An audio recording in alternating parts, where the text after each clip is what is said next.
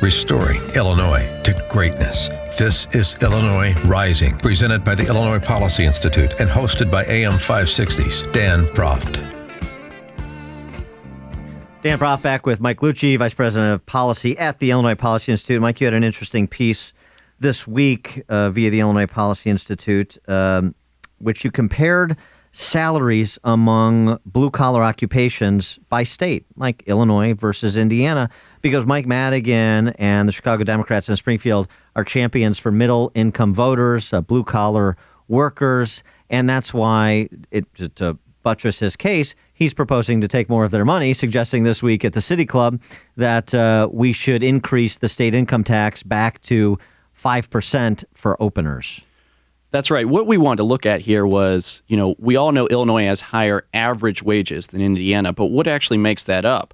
What drives a lot of Illinois' high wages are really high-paid people in Chicago, and we want to keep those people. But what's actually happening in the jobs in Decatur, in Peoria, in Rockford, in Kankakee? And that's where we see in a lot of these blue-collar occupations, a lot of manufacturing-type jobs, transportation-type jobs, that folks are actually doing better in those areas in Indiana than in Illinois. So when Madigan's saying, he's the defender of the middle class, it's kind of the middle class of Indiana that's being defended against the prospect of a more competitive Illinois economy. And so why is that? Why is that the case? And we have the largest contiguous industrial park in the free world around O'Hare Airport. We have we're the transportation center of the Midwest in a way that Indianapolis ain't.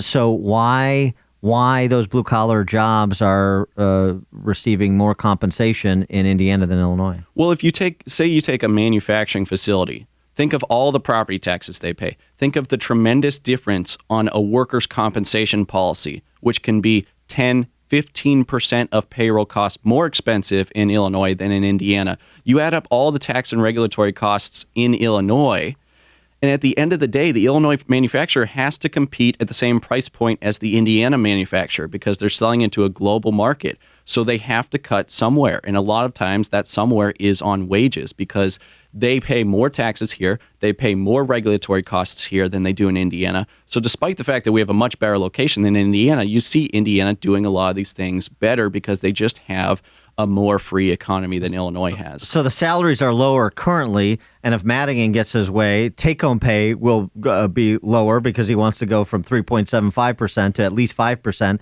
in terms of the state income tax, not to mention, other exciting new ways he may conjure up to extract wealth from people.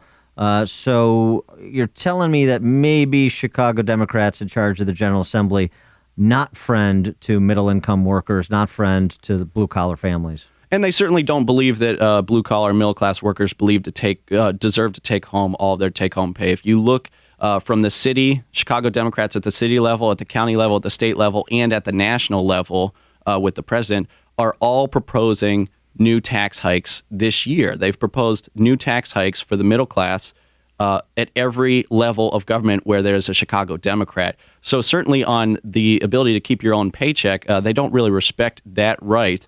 They believe that it's something that should be contributed to the government. What about the ability to get a paycheck in the first place in Illinois? That's another problem that we have relative to our Midwest neighbors as it pertains to manufacturing, isn't it?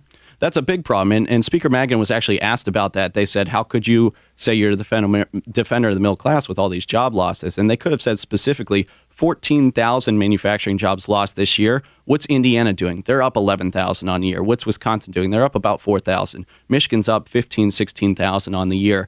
So these other states are adding these jobs. We're losing these jobs. And the speaker, frankly, had no answer to that because there is no answer to that question from his perspective. And there's the political answer is we need blue-collar families to enlist in the economic liberty policy movement.